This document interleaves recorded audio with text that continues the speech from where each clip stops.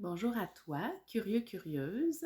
Alors, ce petit vidéo concerne mon chemin parcouru jusqu'à maintenant. Tu as, Tu peux avoir à travers le blog une rétrospective des choses que je ne vais pas aborder là, sur le blog des www.création avec un s-mandapes.com. Le blog où je parle un peu de ma crise identitaire, où tout a commencé après mon accouchement. Et puis là, ça continue.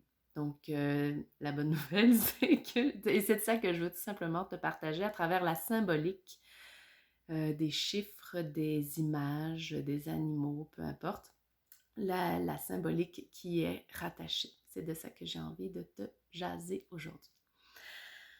Alors, au début, le mot détachement venait beaucoup à mes oreilles, à mon cœur, et le détachement, selon le petit Robert, est désintérêt, insensibilité.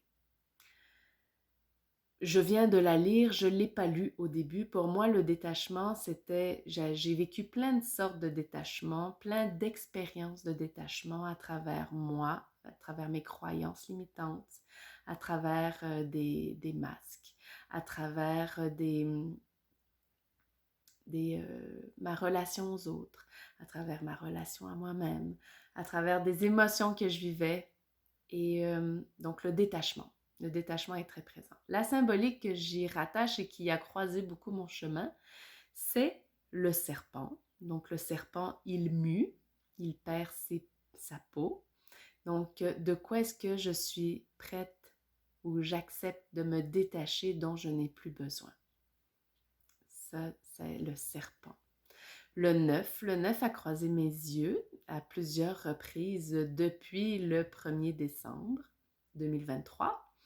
Et le 9, donc 1, 2, 3, 4, 5, 6, 7, 8, 9, hop, et on recommence. 1, 2, 3, 4, 5, 6, 7, 8, 9. Donc, c'est la fin d'un cycle. C'est un deuil. C'est le renouveau. C'est le phénix qui renaît. Alors, ça, c'est pour les symboliques. J'ai croisé donc un serpent aussi, un serpent, parce que j'ai dormi avec pendant 2 jours. Et c'était particulier de dormir avec lui. Sauf que la puissance de la symbolique était vraiment wow à ce moment-là où je l'ai rencontré. Ensuite, il y a mes cheveux. Donc, le 1er décembre 2023, j'ai décidé de raser mes cheveux parce que j'avais l'impression, je me suis rendu compte qu'en parlant aux gens un petit peu avant pour leur dire ah, si je me rasais les cheveux, comment tu réagirais? C'était juste, ben, tu sais, il y en a qui réagissent pas puis qui disent ben, tu restais ça puis je t'apprécie. Il y en a un, pas ceux, parce que avant, j'avais fait une permanente, puis là, ben, c'était important pour moi, mes cheveux, parce que je trouvais qu'ils n'étaient pas le reflet de ce que je vivais à l'intérieur de moi. Donc, le dynamisme, le rebondi, la folie. Pour moi, ça, c'est ça, la boucle. Les crolocus, comme j'aime les appeler. Et à un moment donné, j'étais dans ma douche. Puis là, ben, j'ai eu un appel connexion, comme j'aime l'appeler, qui me posait la question, si j'avais pas mes cheveux, comment est-ce que je m'aimerais pareil? Est-ce que je me trouverais belle? Est-ce que je me trouverais belle? Et donc, c'est de là qu'est venue cette envie de me raser les cheveux. Donc, j'en parle aux gens, puis j'en parle surtout à mon plus vieux, mon fils, qui lui, ben, les cheveux ont une résonance vraiment intense dans la beauté des gens, la personnalité. Et puis, à un moment donné, j'ai dit, ben, le 1er décembre, je commence le mois de Yule. À ce moment-là, c'est donc l'hiver pour moi, le 1er décembre. Donc, j'ai rasé mes cheveux le 1er décembre.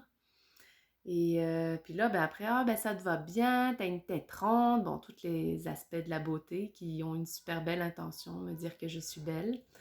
Et, et puis est venu après, pour quelle cause que tu le fais?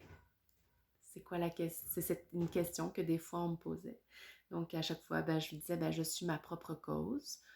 Fait que là, il y avait les gens qui réagissaient d'une façon comme si j'étais malade. Et j'ai dit non, je suis en bonne santé. Mais pourquoi je devrais attendre d'être malade pour faire cette introspection sur ma beauté intérieure? Et je soulève mon chapeau à ceux en ce moment qui sont justement dans cette introspection de leur beauté intérieure et de tout ce qu'elles peuvent honorer en elles. Donc, vous avez tout mon soutien.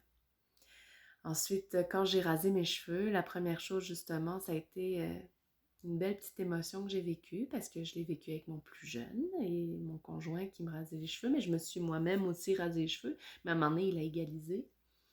Et, euh, et quand j'ai vu que j'avais des cheveux partout, ben, je me suis mise nue. Et puis, je me suis assise devant le miroir. Au début, je voulais pas me regarder, j'osais pas me regarder. J'ai demandé à mon fils de venir avec moi. Tu sais, je lui demandais, viens avec maman, on va devant le miroir. Il voulait pas. Donc, je me suis vraiment retrouvée seule avec moi-même devant le miroir. Et quand j'ai ouvert les yeux pour me regarder, ben là, la première chose à laquelle je me suis rattachée, c'est mes yeux rieurs, mes yeux sincères, puis la beauté de mes yeux verts. Puis après, ben, je suis descendue plus bas et là, j'ai vu mon sourire. Mon sourire qui est pour moi une manière de créer le contact, de dire, d'honorer la personne qui est en avant de moi. Et puis après, ben, je me suis regardée vraiment dans le miroir de l'âme qui est vraiment les yeux, profondément. Puis je me suis dit, ben oui, t'es belle. Après est venu ben, le processus de tout ce qui en est venu avec le détachement. J'ai décidé de... Au début, je voulais raser les cheveux pendant 5 saisons. Le chiffre 5 a une grosse symbolique pour moi parce que c'est pour moi mon chemin de vie en numérologie. Et donc, le 5 représente pour moi la liberté d'être, la liberté d'agir, la liberté sous toutes ses facettes. Et au début, c'était 5 saisons. Mais là, après, j'ai vraiment, encore une fois, entendu. Non, c'est 5 lunes. Et la lune a un effet, donc j'ai décidé de le faire aux pleines lunes. Donc, à chaque pleine lune, je me rase les cheveux. Et donc, ça m'amène donc, 1er décembre, j'ai rasé une fois. Après, fin décembre, fin janvier, fin février sûrement. Puis, fin mars. Puis, en tout cas, ça va être 5 fois. 5 lunes. Donc, 5 lunes pour 5 coupes pour 5 mois. 5, 5, 5. Ça représente... Et puis après, il y a quelqu'un qui m'a dit qu'il a ajouté les 5 blessures de l'âme. Un endroit où j'ai été visiter à travers justement ce chemin parcouru. Les émotions, puis les blessures que j'ai vécues dans mon passé, que tout le monde, il y a des gens qui vont vivre certaines blessures, d'autres que moi j'ai vécues. Sauf que ça fait partie de ma personnalité, puis c'est la raison pour laquelle des fois je réagis d'une certaine manière. Et j'ai décidé d'aller visiter cet endroit-là, justement. C'est très inconfortable, vraiment. Et à un moment donné, ben, à force de vivre justement des inconforts dans le détachement, j'en ai vécu quand même beaucoup, je te dirais, j'en parle dans mon blog, que tu peux aller visionner sur le site internet des créations Mandapeuse. Donc, à travers le détachement. Puis là, le détachement, il revenait. Puis là, je me dis, OK, je vis du détachement par rapport à ça, par rapport à mes émotions, par rapport à... Et là, à un moment donné, j'ai eu un eureka. Et dans cet eureka-là, je regardais dehors, à travers ma fenêtre. Puis là, le détachement... Moi, j'ai toujours créé, j'ai pensé aux mandapas, justement, puis les mandapas m'amènent toujours à créer positivement. Donc, à travers des mots positifs, je vais chercher le mot et ses symboles. Et là, je pensais au détachement, mais en même temps, je pensais à rien parce que je regardais dehors. Et là est venue l'acceptation. Fait que là, je me suis rendu compte que le détachement, à travers toutes les émotions que j'ai vécues, était nécessaire. Parce que justement, à travers le détachement, ça m'a amené par différents moyens à justement m'observer, mes réactions, observer mon corps, qu'est-ce qu'il veut me dire, observer mon environnement, observer les autres aussi, observer est-ce que ça m'appartient vraiment, ce que la personne me témoigne, est-ce que je suis vraiment dans le tort, est-ce que je peux faire mieux ou est-ce que c'est plutôt à l'autre à aussi s'observer. Et j'avais tendance à justement vouloir sauver les autres. Donc, j'ai ce détachement aussi à vouloir sauver l'autre. Parce que j'avais beaucoup plus facilité à vouloir sauver l'autre qu'à me sauver moi-même et à me regarder moi-même. Et plein de situations ont fait que je dis merci. Cette envie d'honorer, mais d'offrir à l'autre mon soutien. Toutefois, maintenant, je choisis un mot qui est fort, je choisis, et qui peut justement aller chambouler l'entourage. Surtout si j'ai pas l'habitude d'avoir mis mes limites. Je choisis maintenant de remplir mon verre par rapport à mon énergie, par rapport à ce qui se passe dans mon énergie, dans ma tête, dans mon cœur, tout ça. Et je choisis de remplir mon verre pour pouvoir offrir à l'autre, si l'autre vient chercher des ressources et a une volonté de se regarder, s'observer pour en apprendre davantage. Parce que je me rendais compte que j'agissais toujours pour l'autre. Je suis un super beau caméléon. Je m'adapte très bien à mes environnements, je m'adapte très bien au groupe, je m'adapte très bien à ceux qui sont en avant de moi. Et c'est bien, c'est très bien. Ça me permet de mettre l'autre en confiance. Puis c'est mon côté rassurant aussi à travers l'écoute que j'ai. Cette fois-ci, je décide de m'offrir cette écoute. Donc, en m'offrant cette écoute-là, j'accepte maintenant qui je suis. Ou une facette de ce que je connais maintenant, de qui je suis, de cette femme que je suis, de cette maman, de cette amoureuse, de cette fille à ses parents. Mais en même temps, cette jeune fille, elle grandit. Et maintenant, j'accepte la femme que je suis. Cette femme qui met des limites avec amour et compassion. Puis accepte que le deuil ou le détachement de certains liens. Et c'est vraiment pas facile. C'est vraiment pas facile. Et en même temps, c'est tellement une grande marque d'amour de laisser aller puis de souhaiter tout simplement le bonheur de l'autre et le bonheur pour soi. Et donc voilà, c'est de ça que j'avais envie. Puis une autre chose aussi, parce que quand je parle de me choisir, mettre les limites, de penser à moi, ça peut, il y en a que dans mon entourage qui n'ont pas l'habitude d'entendre ça, en tout cas venant de ma bouche aussi. Puis souvent, il y a le mot égoïsme qui ressort. Alors, tout comme le détachement, j'ai été faire une petite recherche. Alors, je te le lis. Attachement excessif à soi-même. Recherche de son plaisir et intérêt personnel. Donc, je le dis bien. Et je le lis bien.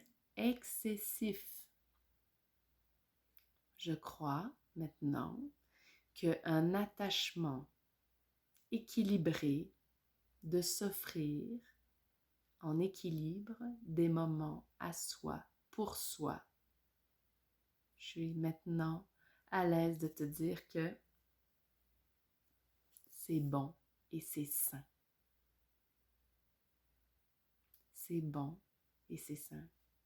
Ça me permet après de pouvoir, quand j'ai pris ces moments-là pour moi, ça me permet de pouvoir offrir à l'autre mon écoute ou offrir selon le besoin qui est présent. Offrir aux amitiés, honorer mes amitiés, d'honorer mes relations et d'une certaine manière de m'honorer. Ah! Donc, voilà un peu la raison et cette symbolique qu'est le détachement. Donc, je suis passée par, je pensais que le détachement était la finalité. Et puis finalement, je me suis rendu compte à travers mon Reiki que le détachement était un pont. Et justement, ce pont-là, même à travers mes relations, je disais, OK, moi, c'est ma limite est là. Toi, ta limite est là. Mais il y a un entre-deux, là.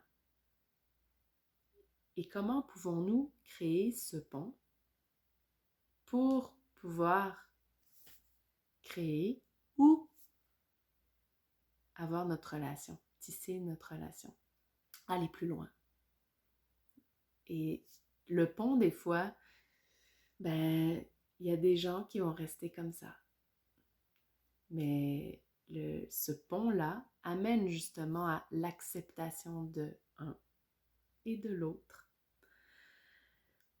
Et c'est ça. Donc, ça m'a fait réfléchir à le détachement et un pont qui m'a permis de, moi, me voir, m'observer, puis voir mes réactions, voir, dire merci à certaines choses que maintenant, je me détache. Et que maintenant, ben, j'accepte cette facette de moi, j'accepte qui je suis, la femme que je suis, j'accepte aussi l'autre dans ce qu'il est, j'accepte son rythme. Et, euh, et ça, je trouve ça beau. Ça fait partie de ma beauté intérieure. Alors, si tu as envie de tenter l'expérience, le détachement, le détachement est vraiment inconfortable. Oui. Sauf que ça m'a amené à beaucoup plus de conscience par rapport à la conscience de mon corps, la conscience émotionnelle et la conscience de mon environnement. Et à un moment donné, quand j'ai été prête, ben, l'acceptation maintenant vient à mes oreilles, vient à ma vue. Aujourd'hui, il y a le mouvement santé mentale, un organisme qui vont faire un webinaire avec le département de l'UQAM en psychologie le 21 février. Et s'accepter. Il y avait plein de moments où ce webinaire a été à ma vue, mais ça n'a jamais fait pouf. Et là, maintenant, parce que je parle d'acceptation, qui soit dit en passant, je peux même te le montrer. Il y a, avec dans un atelier en privé avec une femme, deux femmes, une mère et justement une mère et sa fille, est née la création mappeuse de l'acceptation. Et ça, c'était au moment où j'ai offert les 5 ateliers, encore une fois le 5 ateliers à 5 femmes, parce qu'il y a les femmes, c'est des femmes qui se sont présentées, à 5 femmes sur la thématique de l'enfant. Et un des ateliers que j'ai fait, c'était entre une mère et sa fille, avec même le bébé qui était présent. Et le mot acceptation est ressorti à travers notre échange et j'ai décidé de le choisir et de créer dessus à travers ma symbolique. Il a été sur mon frigo, donc en cuisine, et je le voyais tout le temps. Je l'ai enlevé et je le voyais tout le temps et je passais devant puis je le regardais. Il n'y a rien qui allumait jusqu'à un moment donné, un eureka, acceptation. Puis là, ça a fait comme mouche. Finalement, j'avais plein d'acceptation. Et puis, maintenant, je suis prête à le recevoir, puis à m'accepter, et donc à accepter l'autre.